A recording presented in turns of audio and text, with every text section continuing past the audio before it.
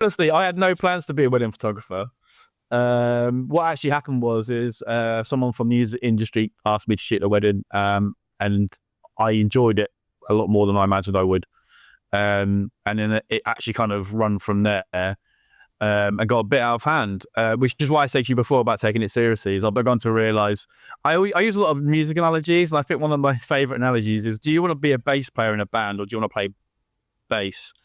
Because anyone who plays guitar, for example, could play bass in a band, but if you want to be a bassist, that's a bit different. It takes a lot more skill and a lot more commitment. And I think I realised that I really need to do weddings properly. Yeah, but yeah, that's what I did for weddings. That's how I got into it. It wasn't really my plan, but once I did get into it, I decided if I was going to do it, I needed to do it properly. And it's one of the best decisions I ever made. I think a little while back, I don't know if it was before I shot your wedding or around that time. I'm trying to think. If you don't mind reminding me, what year did you get married? I've forgotten.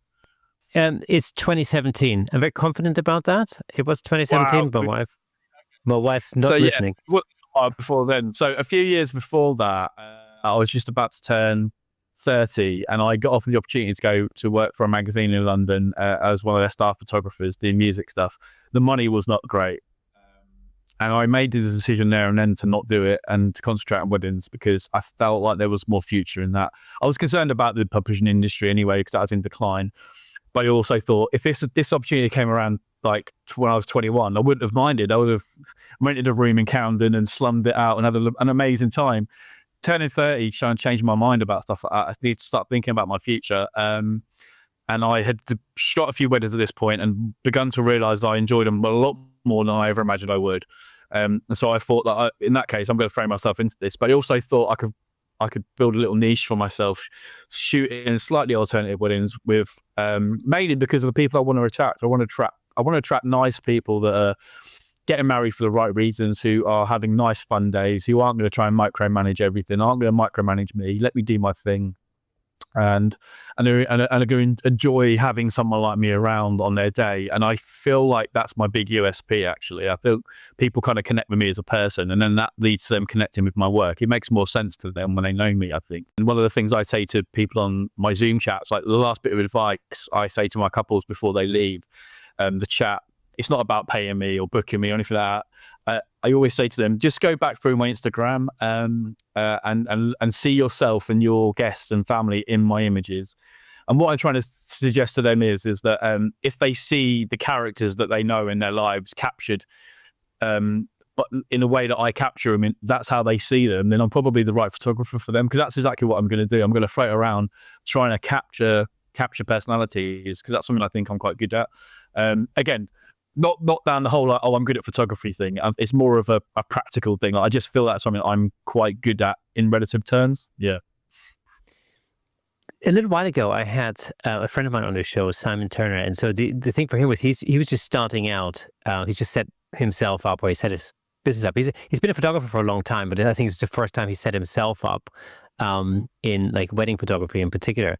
And it's an interesting episode because he was talking about on one hand the trials and tribulations of getting started in that industry, but also then the mental anguish that caused, and the worry about not knowing how to pay the next amount of friends and stuff. And to be honest, I mean, I've actually felt he's done a really good job, given that he'd been in business for like I think under 6 months or something at that point. But when you decided that weddings was going to be the thing that you were going to go for, what did you do to sort of grow that business in the beginning? That's an interesting question, actually. So I was working part-time when I first started doing the photography as a more serious thing. I was actually working part-time in Peterborough at a nightclub called Club Revolution, where I was the booking agent. So I come from the music industry. I'd worked in PR and A&R before, and the photography, of course. And then I started working for a venue as a booking agent. So I'm booking bands, putting on gigs as a promoter. What was really good about that, I was just part-time, but it also allowed me the opportunity to develop my photography side of the business, so I could start pushing it forward. So the first few years of doing weddings, I only did a handful. And then what actually happened was I shot a mate's wedding and I put them all up on my Facebook page at the time. And then a lot of people who knew me from my music work were like, "Oh, you're doing weddings now?" And I was like, "Yeah, I'm doing weddings." So I put a package together for like £800, I think. Might have even been less, might have been £600 for like full day. And I think in the space of about 2 or 3 weeks, I took 20 bookings for the following year, which is absolute madness. But that's exactly what happened. And then I looked at it and I realized that this time next year, I could then just do this full time and start pushing it. So that's exactly what I did. So very quickly, I went from no weddings to about 30 weddings to about 40, 50 weddings. And then it just carried on like that. And in the local area, Peterborough, I just got so busy, really, really busy. And again, I think a lot of it was to do with my personality, really. I've said this to another podcast before, and I actually mean it. I think my personality bought me a lot of time to actually learn how to do photography. Because I don't think I didn't really know what I was doing when I started out. I'd only second shot for 1 or 2 photographers as well. Because a lot of people tell you to go second shoot for another wedding photographer to get experience, which is great advice. But I'm also seeing it from the other side of it now, where I'm established and I'm charging really good money for people to shoot their weddings. And I find it really difficult to take somebody with me as a second who doesn't know anything, like I didn't know anything, because it's too important. And also, if I'm charging them for a second, I need somebody who can do a certain job for me, especially with the fact that I've got a more distinguished style now.